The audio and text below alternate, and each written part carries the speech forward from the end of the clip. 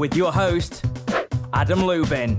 Hey, what's up guys, Adam here, and I'll be honest, looking at static video can be incredibly boring, so what a lot of people tend to do is get their hands on a video tripod head. And if you watched my last video, realize that I actually did a full review of the Kingjoy fluid head, and that is pretty much the best way to get started, or the most inexpensive way to get started in trying to get video where you can actually have the camera in motion. But truth be told, the video head alone can be fairly restricted because you can only actually use tilt or pan, so a lot of people tend to look elsewhere and invest in something called a camera slider. So sliders come in various sizes and start from various different price points. So the most inexpensive sliders are going to be the friction driven sliders, which use two friction cylinders that sit on top of a track, and you're able to go ahead and tighten up these cylinders, which will give you more resistance, or if you loosen it up, you'll get a lot more of a fluid motion on the track.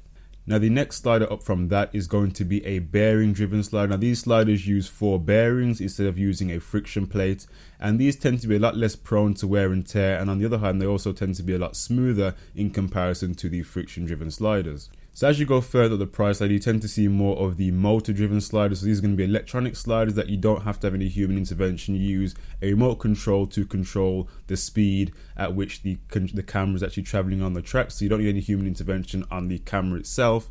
And you also, at the higher price points as well, tend to get the belt driven sliders, which use belts and pulleys to actually control the motion of the sliding rather than having any bearings or any friction driven plates. Now these are going to be the more expensive type of sliders, especially the ones from like iShark for example, but these are going to be more of your professional end sliders that you can use for video work. So the slider that I've been using now for a fair few months from a company called Tarion, and this is a bearing slider. It comes in at about 120 centimeters long, but you can get a shorter version of, I think it's about 80 centimeters or 60 centimeters, but I have the 120 centimeter version, and this is an absolutely fantastic slider for the price. So as far as assembly was concerned with the slider, it came flat pack. It was very easy to assemble. The only thing you have to actually put together is the legs on either side, and like with most sliders, they're made out of full metal, so the build quality is really top notch. Now one of the key things you have to remember with sliders is going to be the overall balance point. Now with my slider being at 120 centimeters long, I have to actually use 2 light stands as opposed to using a tripod in the middle, because if I use a tripod in the middle, you tend to get a lot of bowing either side, not in the actual slider itself, but it will tend to tilt either left or right depending on where you have the weight situated. So I actually use either 2 tripods in each end or 2 light stands on each end, so you actually get a more balanced perspective when using the slider itself. So whilst the slider on its own is going to be a very useful tool, it does work even better when used in conjunction with a fluid head, because when you use it with a fluid head and use the sliding motion, it almost adds a new dimension to your video work. So alongside the Tarion slider, you're also going to be getting a jack which allow you to convert the tripod mount to a fluid head mount or photo head mount.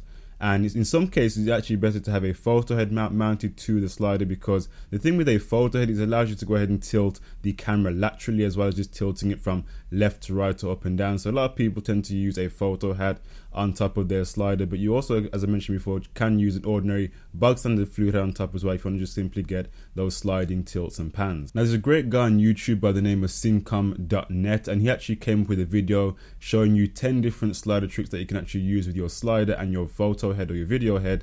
And so I'll leave his channel in the description down below so you can go ahead and check out that video, because I think it's very useful for people who are just going to be buying their first camera slider. And now guys, that's pretty much been my full video on camera sliders. I'll probably actually leave a few sample footages to close out the video of where I've actually used the slider. It's been actually used in quite a few of the reviews recently that I've done, so be sure to go ahead and stick around to see those. Anyway guys, it's been Adam here. Thank you for watching, take care, and of course I'll see you guys in the next tech video. Bye for now.